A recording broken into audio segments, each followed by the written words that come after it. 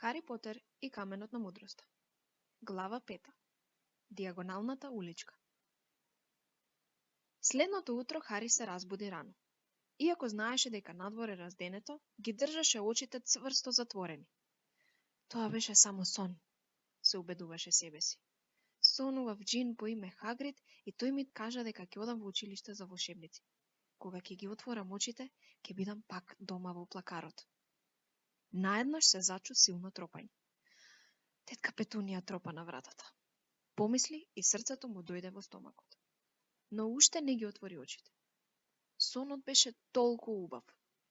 Троп, троп, троп. Добро де, промрморе. Станувам. Седна и тешкото палто на Хагрид падна од него. Колибата беше полна сончевина, бурата одамна поминала, Хагрид спиеше на протурениот кауч, а на прозорецот тропаше со канџата еден був со весник во клунот. Хари скокна на нозе, наеднаш толку среќен, не баре има огромен балон во градите. Отиде право до прозорецот и го турна за да се отвори. Бувот влета и го спушти весникот врз Хагрид, кој уште не беше разбуден. Потоа, атерира на душемето и почна да го напаѓа неговото палто. Бегај! Хари се обиде да го избрка бувот, но тој штракна со клунот налутано и продолжи да го клука палтото. Хагрид, викна Хари, има еден був. Плати му, зајачи Хагрид од каучот. Што? Сака да му платиш за веснико. Барај во џебоите.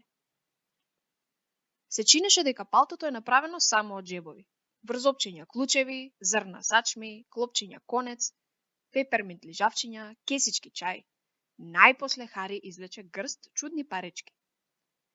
Дај му 5 кнута, рече Хагрид поспано. Кнута? Тие ситните бронзени.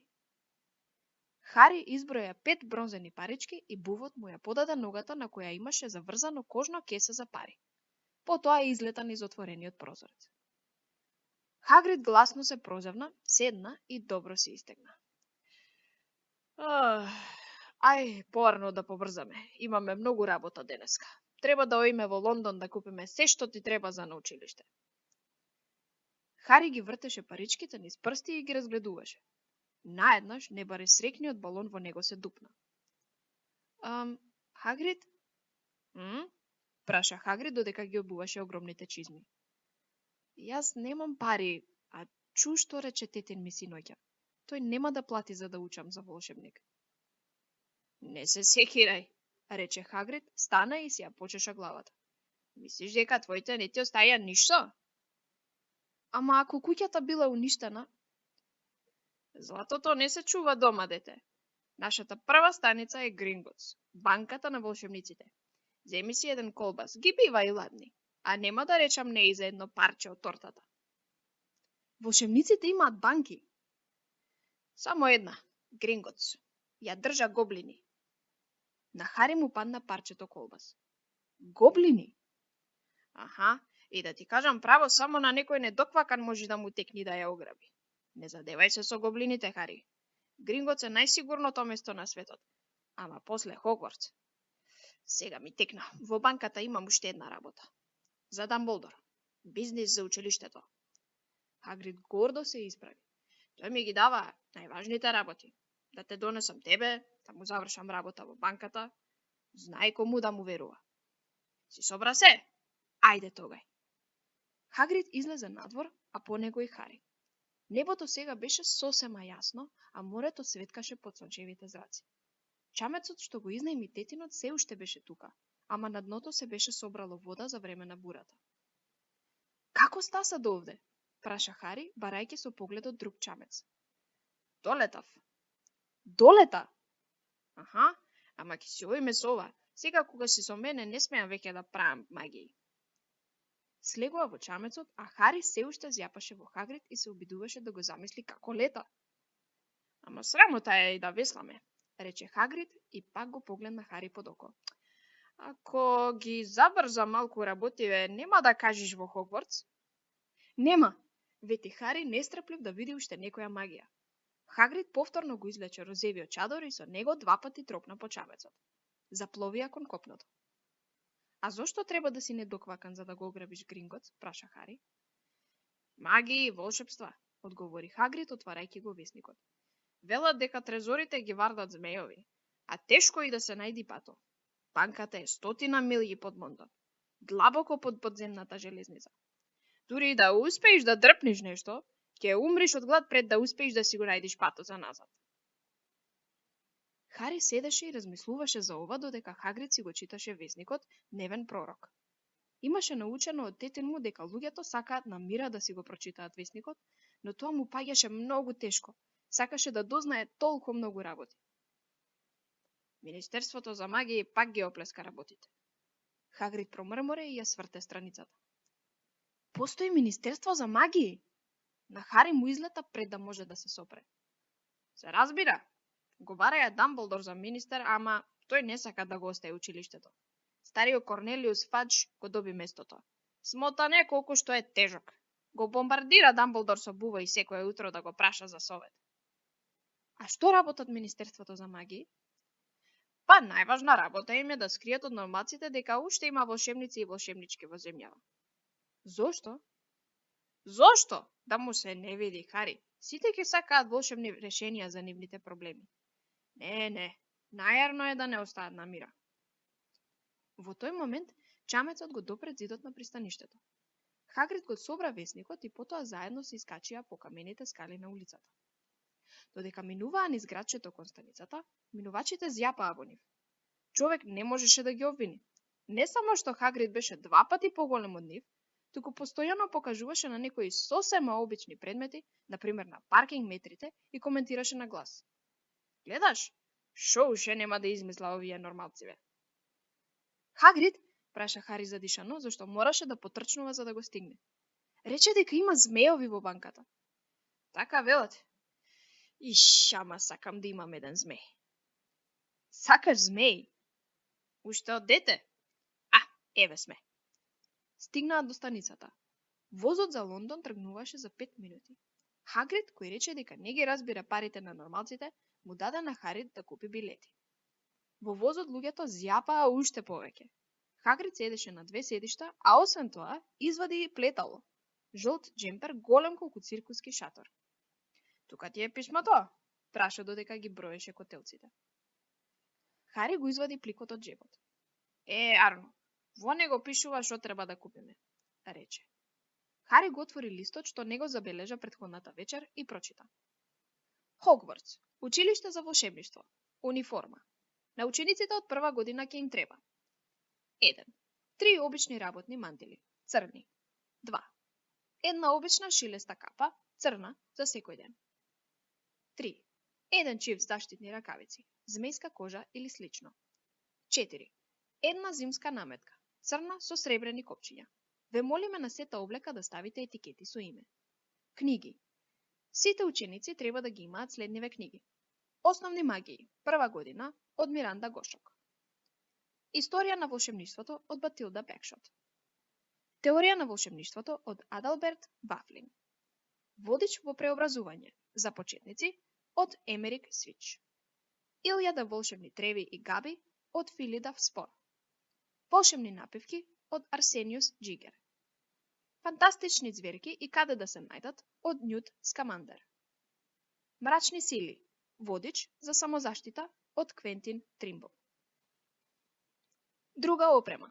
Едно волшебно стапче, еден котел, кален стандардна големина 2, еден комплет кристални шишенца, еден телескоп, една месингана вага, дозволено е чување буф или мачка или жаба.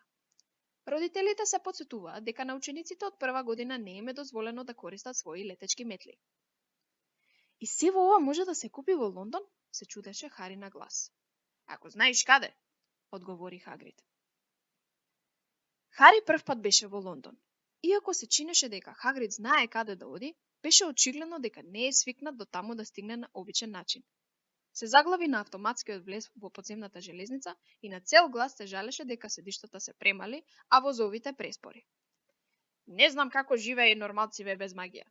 Се жалеше додека се качуваа по расипаните ескалатори кон метежот на улиците начичкани со продавници. Хагрид беше толку огромен што лесно се пробиваше во мешаницата, Хари требаше само да остане залепен за него. Минуваа крај книжарници, музички продавници, ресторани и кина, но на Хари не му изгледаше дека тука може да се купи волшебно стапче. Ова беше само обична улица, полна со обични луѓе. Може ли да има купишта волшебничко злато закопано под нив? Има ли навистина продавници што продаваат книги со магија и летечки метли? Да не е ова некоја несолена шега што му ја запржиле Дарслиеви? Да не знаеше дека тие немаат никаква смисла за хумор, можеше лесно да го помисли тоа. Ама сепак, колку и да беше неверојатно, Хари веруваше во се што Хагрид до тогаш му кажа. Тука сме, рече Хагрид и застана. Тупнатиот котел е познато место. Беше тоа нечисто мало кафуле. Да не покажеше Хагрид на него, Хари немаше ни да го забележи. Забрзаните минувачи воопшто и не фрлаа поглед на него. Очите им минуваа од големата книжарница до продавницата за CD. Не баре меѓу нив немаше ништо. Всушност, Хари имаше чудно чувство дека само тој и Хагрид можат да го видат. Но пред да го прашат што и да е, се најдоа внатре. За толку познато место, кафулето беше премногу темно и неугледно. Неколку старици седеа во ќошот и пиеа вишновка од мали чашки. Едната од нив пушеше на долго луле. Човече со цилиндар разговараше со стариот бармен, чија збрчкана келава глава личеше на гумен орев. Тивкиот разговор замре кога влегоа. Се чинеше дека сите го познаваат Хагрид. Му вмавнаа и му се насмевнаа, а барменот ја испружи раката кон чашите и праша. Како обично? Не сега, Том, имам работа, одговори Хагрид и ја стави својата огромна рака на рамото од Хари, кому му подклекнаа нозете од незината тежина. Господи, рече барменот кога го виде детето. Па ова, можно ли е? Дупнатиот котел одеднаш се стиши и се смири. Каква милост, Боже, шепотеше старецот. Хари Потер, каква чест! Излезе од зад барот, потрча кон детето и со солзи на очите му ја стисна раката. Добро дојдовте кај нас, господине Потер. Добро дојдовте. Хари не знаеше што да каже. Сите гледаа во него. Старицата со лулето продолжи да пувка без да забележи дека изгаснало. Хагрид сјаеше од задоволство. Потоа се чу шкрипење на столиците и во следниот момент целото кафуле почна да се ракува со Хари. Дорис Крокфорд, господине Потер. Не можам да поверувам дека најпосле ве сретнав. Се гордеам, господине Потер. Навистина се гордеам.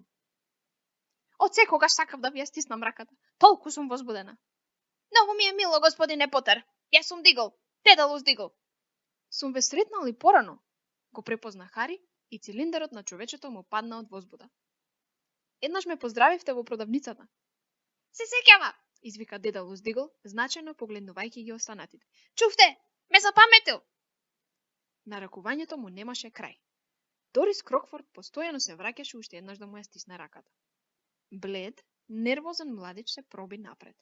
Нервот на едното око му играше. Професоре Квирл, извика Хагрид. Хари, ова е еден од твоите професори во Хогвартс. Потер, пропетелчи професорот, му ја зграпчи раката. Не можам да ви опишам колку се радувам. Што предавате, професоре? Одбрана од мрачните сили. Прошепоте професорот, чиниш не сака ни да помисли на нив. Ама тебе тоа не ти треба, се насмеа нервозно. Одите да купувате, а? Јас треба да купам нова книга за вампири. Изгледаше преплашен од самата помисла за вампирите. Но останатите не му дозволија на професорот да го продолжи разговорот. Им требаа цели 10 минути да се изличат. Најпосле Хагрид мораше да ја надвика толпата. Мораме да оиме, имаме многу работа. Ајде, Хари. Дорис Крокфорд му ја стисна раката за последен пат, па се пробија низ барот во малото заградено дворче, зараснато во тревиште. До зидот стоја само неколку канти за ѓубре. Хагрид му се насмеа задоволно. Ти реков, ти кажав дека си славен. Дури и професорот Квирл се растрепери кога те запозна. Ама тој и така секогаш трепери. Секогаш ли е толку уплашен? Аха, Кутрио, многу паметен човек. Беше арен, дури учеше од книги. Ама му текна да земи една година неплатено за да стекнал практично искуство. Велат ги сретнал вампирите во црната шума, а после одвај се излекол од рацете на некоја стара вештерка и од тогаш не го бива. Се плаши од учениците, се плаши од својата наука. Кај ми е чадоро? Вампири, вештерки. На Хари му се вртеше во главата. Но Хагрид веќе ги броеше циглите во зидот над кантите. 3 вертикално, 2 хоризонтално, си мрмореше. Добро, подистај се малку. Со врвот од чадорот го потчукна зидот 3 пати.Циглата што ја потчукна почна да трепери, да мрда. Во средината се појави дупче кое стануваше се пошироко и пошироко. И во следниот момент стоја пред засводен отвор доволно широк дури и за Хагрид. Портата излегуваше на калдрмисана улица што се извиваше пред нив и се губеше од видот. Добре дојде во диагоналната уличка, рече Хагрид и се насмеа кога виде дека детето зина од чудо. Минаа низ портата и Хари фрли поглед преку рамото, токму навреме за да види како портата се претвара во цврст зид. Сонцето весело играше над купот котли пред најблиската продавница. Котли во сите големини: бакар, месин, калај, сребро. Котли само мешачи. Котли на склопување, пишуваше на знакот зад нив. А ќе ни треба и котел, ама прво да земиме пари, рече Хагрид. Хари посакуваше да има барем уште 4 чифта очи. Додека одеа по сокакот, се вртеше на сите страни и се обидуваше да види се наеднаш. Дуќаните, стоката пред нив, луѓето што пазареа. Една дебелка жена стоеше пред аптеката, тресеше со главата и се чудеше. Джигер од змеј 17 црпа за 30 грама. Чавка умот да не им го испила. Длабоки, тивки гласови се слушаа од една темна продавница со знак: бубови, кафеави, снежни, шарени, амбарски, пискачи. Неколку деца на возраст како Хари стоеја залепени со носови на излогот со летачки метли. Гледај, новиот Нимбус 2000! Најбрз до сега! Едни дуќани продаваа облека, други телескопи и чудни сребрени инструменти, кои порано никогаш ги немаше видено.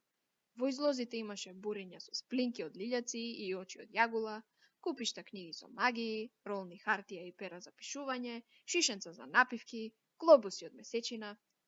Гринготс, рече Хагрид. Беа стигнале до една снежно-бела зграда што се извишуваше над сите дуќани. До светнатата бронзена врата, во црвено златна униформа стоеше... Да, гоблин, му шепна Хагрид на Хари, дури се качуваа по белите камени скали кон гоблинот. Тоа беше цела глава пониско од Хари. Имаше мургаво, паметно лице, шилеста брада и многу долги прсти и стапала. Додека влегуваа, ги поздравуваа со наклон. Сега стоја пред друга, сребрена врата на која беше изгравирано: повели странецу, но припази, алчноста да не те порази. Ако не си заработил, мини. Крадењето скапо ќе те чини. Бараш ли по душемето мое, богатство што не е твое? Предупредај, биди на штрек, оти веднаш ќе ти скратам век. Ти реков, само на недоветен може да му текни да ги кради овде. Два гоблина им се поклонија додека минуваа низ сребрената врата, а потоа се најдоа во широка мермелна сала. Стотина други гоблини седеа на високи столови за чалтерите, пишуваа во големи книги, мереа пари на месингани баги, проверуваа скапоцени камења со лупи. Наоколу имаше повеќе врати отколку што можеа да се избројат, но и пред нив стоеа уште гоблини и ги поздравуваа луѓето што влегуваа и излегуваа. Хагрид и Хари се доближија до еден шалтер. Добро утро. Дојавме да изваиме пари од сефот на господинот Хари Потер. Кој имате клучот, господине? Тука е негде, одговори Хагрид и почна да ги празни џебовите врз шалтерот. Неколку му влосани кучешки бисквити се истрекалаа на книгата од гоблинот и тоа го збрчка носот. Хари го гледаше гоблинот десно од него, како мери на вагата купче рубини и крупни како жарчиња. Еве го, рече Хагрид најпосле, држејќи во раката мало златно клуче. Ворете! Имам и писмо од професорот Дамблдор, рече важно Хагрид и се истопори колку што можеше повеќе. За онаа работа во трезоро 713. Гоблинот внимателно го прочита писмото. Добро, рече и му го врати писмото. Грифок ќе ве однесе до двата трезора. Се разбира дека и Грифок беше гоблин. Откако Хагрид ги напика кучешките бисквити во џебовите, тргнаа по него кон една врата. Што е со таа работа во 713? Праша Хари. А, то не можам да ти кажам, одговори Хагрид таинствено. Голема тајна. Бизнис за Хогвартс. Дамблдор ми го довери. Никој жив нема да чуе ништо од моја уста. Грифок им ја придржа вратата за да поминат. Хари, кој очекуваше уште мермер, се изненади. Се најдоа во тесен камен ходник осветлен со факели. Водеше стрмно надолу, а на подот имаше тесна пруга. Грифок свирна и од лабочината по шини се искачи едно вагонче. Влегоа во него, Хагрид одвај се склопчи и тргнаа. Летаа како стрела низ цел лавиринт ходници. Хари се обиде да запамти. Лево, десно, десно, лево, средина, десно, лево, ама беше невозможно. Вагончето чиниш самото си го знаеше патот, зашто Грифок не управуваше со него. Очите го печеа од студениот воздух што свиреше крај нив, но Хари ги држеше широм отворени. Еднаш како да виде оган на крајот од еден ходник и го истегна вратот да види да не е змеј, ама предоцна. Се нурна уште подлабоко и сега летаа крај подземно езеро со огромни стаклатити и стагламити што се спуштаа од таванот и растеа од подот. Не можам да сватам, се обиде Хари да го надвика трупањето на вагончето. Кои се стаклатити, а кои сталагмити? Сталагмити се оние што се пишуваат со М, возврати Хагрид. Ама не прашувај сега, оти ми се лоши. Тој навистина беше позеленет во лицето. Па кога вагончето најпосле запре пред една врата во ходникот, мораше да излезе и да се потпре над зидот за да престанат да му се тресат колената. Грифок ја отклучи вратата. Облак од зелен чад јурна надвор и кога се расчисти, Хари подзина. Во сефот имаше еден куп златни, сребрени и бронзени пари. Ова е твое, му се насмевна Хагрид. Мое! Хари не можеше да поверува. Да знае Дарслиеви за ова, ке му го грабнеа дури да трепнеш. Колку често се жалеа дека Хари скапо ги чини. А цело време го чекало ова мало богатство, закопано длабоко под Лондон. Хагрид му помогна да собере малку пари во торбата. Златните се галии, му објаснуваше. Во една галина има 17 сребрени српа, а 29 бакарни кнута прават еден срп. Просто како граф. Така, ова ти се доста за година две. Другото нека го чуваат овде на сигурно. Се сврте кон Грифок. Сега трезор 713 ве молам. Ама ако може малку пополека. Само една брзина, одговори Грифок. Сега се спушта уште подлабоко и уште побрзо. Воздухот стануваше се постуден додека јуреа по острите кривини. Се дрмолеа над една подземна клисура кога Хари се наведна да види што има на мрачното дно, но Хагрид зајачи и го грабна за шија назад на вагонот. Трезорот 713 немаше клучалка. Потргнете се, рече Грифок важно. Нежно ја погали вратата со еден од своите долги прсти и таа едноставно се стопи. Ако некој друг се обиде да го направи ова, вратата ќе го вшмука и ќе го зароби внатре. Колку често проверувате да не е некој заробен внатре? Праша Хари. Приближно еднаш во 10 години, одговори Грифок со загадочна насмевка. Хари беше сигурен дека нешто многу необично мора да се крие во овој строго доверлив трезор, па подготвено го испружи вратот, очекувајќи да види барем прекрасни скапоцени камења, но на прв поглед сефот му се виде празен. Дури потоа на подот забележа некакво валкано пакетче завиткано во кафеава хартија. Хагрид го крена и го пикна длабоко во палтото. Хари умираше да дознае што има внатре, но се воздржа да не прашува ништо. Ајде назад во проклетото ваконче, ама не ми зборувај ништо, порано ми е кога ја држам устата затворена, му рече Хагрид. По лудото возење во вагончето повторно се најдоа надвор на сонце. Сега кога имаше торба полна пари, Хари не знаеше каде попрво да се заврти. Не мораше да прашува колку фунти има во една галија за да му стане јасно дека во рацете има повеќе пари од кога и да е во животот. Повеќе од колку што некогаш имал дури и Дадли. Сега да ти купиме униформа, рече Хагрид и покажа со главата кон мадам Милкис. Мантии за секоја прилика. Слушај, нема да ми се лутиш ако претрчам до дупнатиот котел по малку гориво? Не ја поднесувам железницата во Гринготс. Тој навистина изгледаше како да му е уште лошо, па Хари со трема влезе сам во продавницата. Мадам Милкинс беше полничка, насмејана волшебничка, облечена во виолетово. Хогвартс, мило? Го праша веднаш штом Хари ја отвори устата. Имаме се што треба. Всушност имаме уште еден млад ученик таму. Во задниот дел од дуќанот едно дете со бледо шилесто лице стоеше на столче додека една друга волшебничка му ја подвиваше униформата. Мадан Милкис го качи Хари на столчето до него, му ја навре долгата мантија преку глава и почна да ја закачува со топувчиња. Здраво, рече детето. Хогвартс? Да, одговори Хари. Татко ми е во книжарницата по книги, а мајка ми одбира стапче. Продолжи детето, разлегувајќи ги зборовите од здодевност.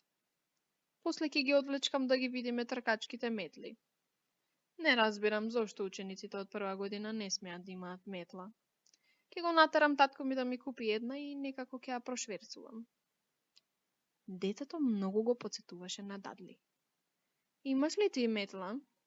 Праша. Не. Играш квидич?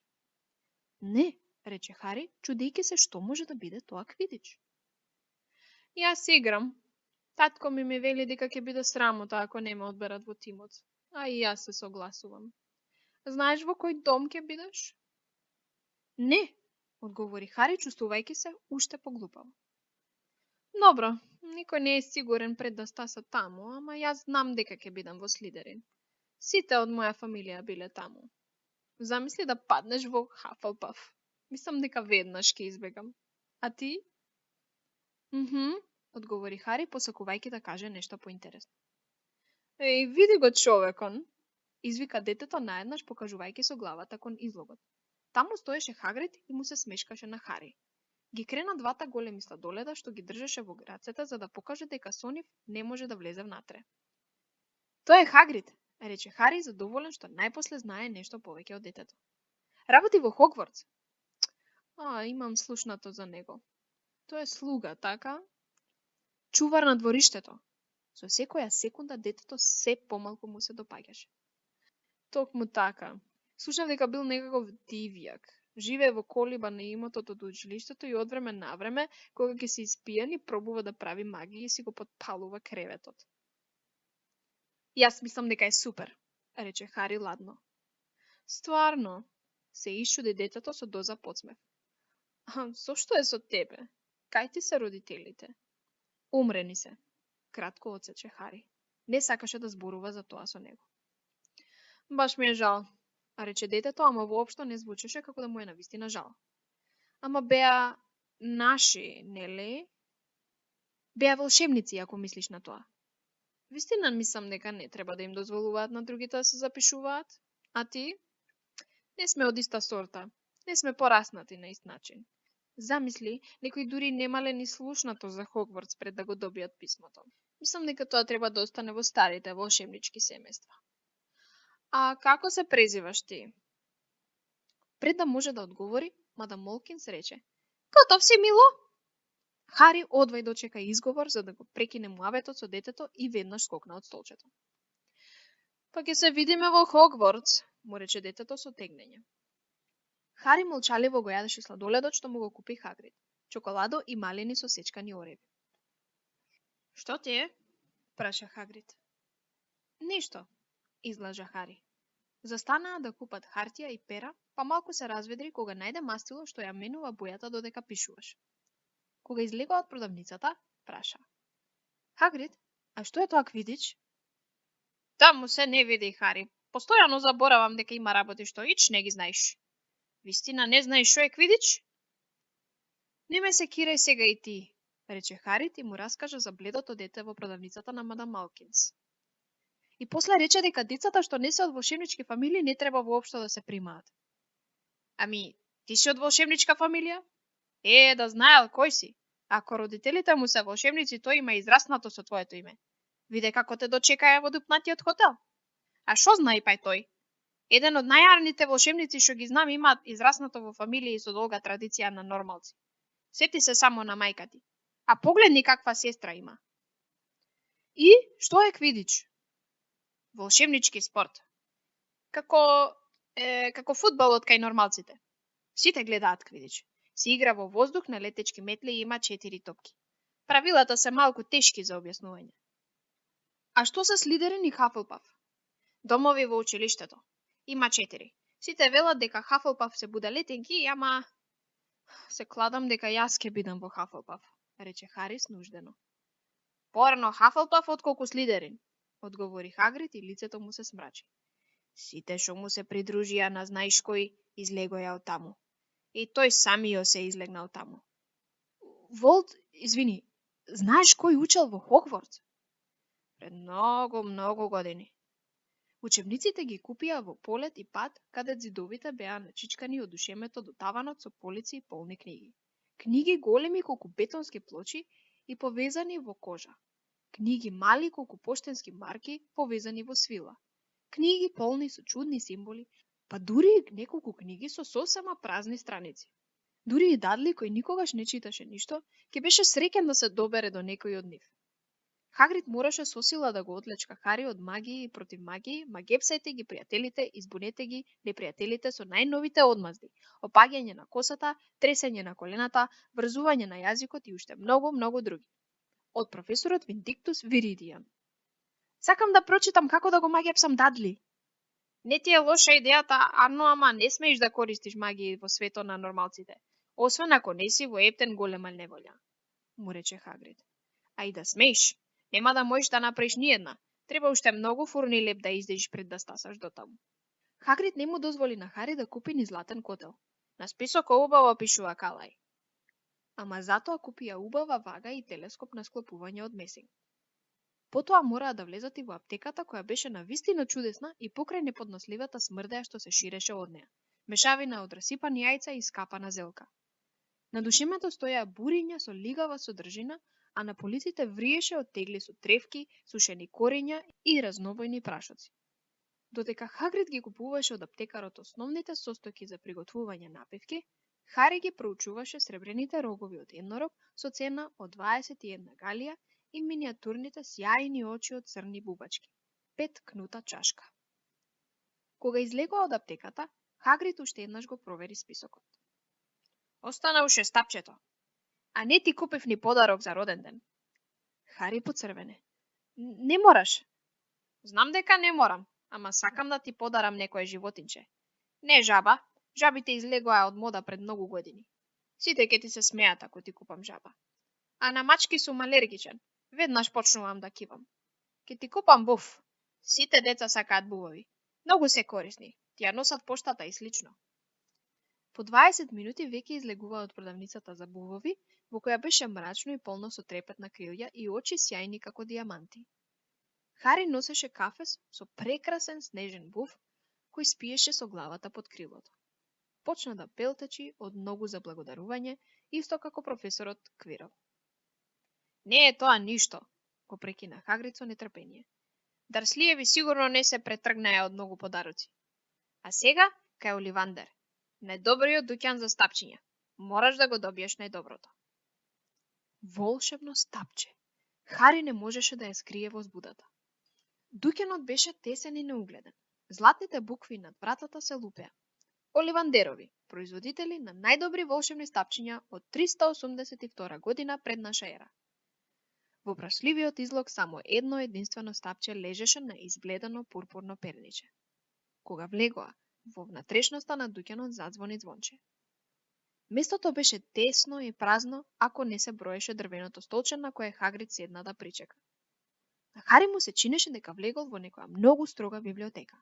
Мораше да ги проголта безбројните прашања што почнаа да му се мотаат по главата и да гледа во илјадниците тесни кутии уредно сложени до таванот. Добар ден, рече тивок глас. Хари потскокна. Изгледа и Хагрид се стресе, судејќи почкатањето на столчето, и веднаш стана од него. Пред нив стоеше старец со крупни бледи очи што светеа како месечини низ мрачниот дуќан. Здраво, одговори Хари несигурно. Да, рече старецот. Да. Мислев дека наскоро ќе се видиме, Хари Потер. Знаеше без да праша. Имаш очи како мајка ти. Како да беше вчера кога го купи низиното стапче. 27 сантиметри и 3 милиметри. Елегантно, врба. Убаво стапче за магија. Господин Оливандер му се доближи. Хари се надеваше дека старецот ќе трепне. Сребрените очи беа малку застрашувачки. А татко ти повеќе сакаше махагони. 29 сантиметри и 9 милиметри. Еластично. Моќно и одлично за преобразување. Ама, лошо се изразив. Не го одбра татко ти стапчето, туку стапчето, татко ти, се разбира. Господин Оливандер толку му се доближи, што речи си го допре со носот. Хари можеше да се огледа во неговите матни очи. Еве тука. Старецот го допре белегот на челото од детето со долгиот блед прст. Жалам што продадов стапче кој го направи ова, тивко рече. 34 сантиметри и 2 милиметри. Тиса, моќно, многу моќно. И во грешни раце. Да знаев што ќе му направи тоа стапче на светот. Затресе со главата и тогаш, на олеснување на Хари, го забележа Хагрид. Рубеус! Рубеус Хагрид! Баш ми е мило што се гледаме. Дап 40 сантиметри и 6 милиметри. Прилично свитливо, така ли беше? Да, господине, така е. Беше тоа добро стапче. Ама мислам дека го скршија кога те избркаа од училиштето. Праша строго старецот. Да, го скршија, рече Хагрид, преместувајќи се од нога на нога. Ама уште ги чувам парчињата. Наеднаш се разведри. Се надевам дека не ги користиш, праша Оливандер остро. Не, господине, подготвено одговори Хагрид и цврсто го стегна својот розев чадор. Промрмори Оливандер и го пронижа со поглед. А сега, господине Потер, ајде да видиме. Од джебот извади метро со сребрени бројки. Со која рака го држиш стапчето? Па, пишувам со десна. Испружи ја раката. Така. Го измери од рамо до прстите, од зглобот до лактот, од рамото до душемето, од коленото до пазувата и околу главата. Додека мереше, зборуваше. Секое стапче на Оливандерови има срцевина од моќна волшебна материја. Користиме влакна од еднорог, пердуви од опашката на феникс и жили од срцето на змеј. Не постојат две исти стапчиња, како што не постојат два исти еднорози, феникси или змејови. А се разбира, нема да постигнеш толку добри резултати со стапчињата од други производители. Хари одеднаш свати дека метрото што сега му го мереше растојанието помеѓу ноздрите, работи само. Господин Оливандер се движеше меѓу полиците и симнуваше кутии од нив. Доволно, рече и метрото се лизна во купче на потот. Добро, ајде сега да пробаме. Почни со ова. Бука и жили од срце на змеј. 22 сантиметри и 9 милиметри. Убаво и прилагодливо. Земи го и замавни. Хари го зеде стапчето и замавна, чувствувајќи се многу глупаво, но старецот речиси веднаш му го грабна од раката. Јавори пердув од феникс. 17 сантиметри и 8 милиметри. Добар фат. Пробај. Хари го крена, но и тоа веднаш му беше грабната од рака. Не. Еве, абонус и влакна од еднорог, 21 сантиметар и 6 милиметри, многу еластично. Ајде, пробај го. Хари пробуваше и пробуваше. Не можеше да свати што чека господин Оливандер. Купчето од пробани стапчиња растеше на столот, но колку повеќе кутии симнуваше од полиците, старецот стануваше се порасположен. Тежок муштерија, Не се секире, ќе го најдеме вистинското тука некаде. Може би ова? Зошто да не? Необична комбинација. Божиковна и пердув од феникс. 27 сантиметри и 9 милиметри. Убаво и подвижно. Хари го зеде во рака. Почувствува ненадејна топлина во прстите. Го крена над главата, замавна низ застојаниот воздух и од врвот излета цел огромет од црвени и златни искри кои фрлија игрива светлина над зидовите. Хагрид почна да плеска со рацете и да вика «Ура!» А господин Оливандер извика «Браво! О, многу добро! Види, многу чудно! Навистина многу чудно!» Го врати стапчето во кутијата и го завитка во кафена хартија. Сето време си повторуваше «Чудно! Многу чудно!» Извинете, но што е чудно? Праша Хари. Господин Оливандер го погледна длабоко со бледите очи. Го паметам секое стапче што некогаш го имам продадено. Секое. Фениксот, кој го даде пердувот за твоето стапче, даде и друг пердув. Само уште еден друг пердув. Многу е чудно што судбината ти го намени ова стапче, кога неговиот брат ти ја остави таа лузна. Хари подголтна. Да, 34 сантиметри, 3 милиметри, тиса. Навистина е чудно како се случуваат овие работи.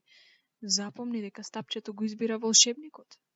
Мислам дека треба да очекуваме големи подвизи од тебе, господине Потер. Всушност, тој, чие име не смее да се спомне, направи големи подвизи. Грозни, но големи. Хари почна да се тресе. Оливандер не му се допаѓаше баш многу. Плати 7 златни галии за стапчето и старецот со наклон ги испрати од продавницата. Попладневното сонце висеше ниско на небото кога Хари и Хагрид тргнаа назад.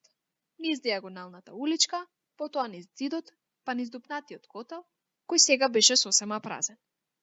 Хари не зборуваше ништо додека одеа низ градските улици.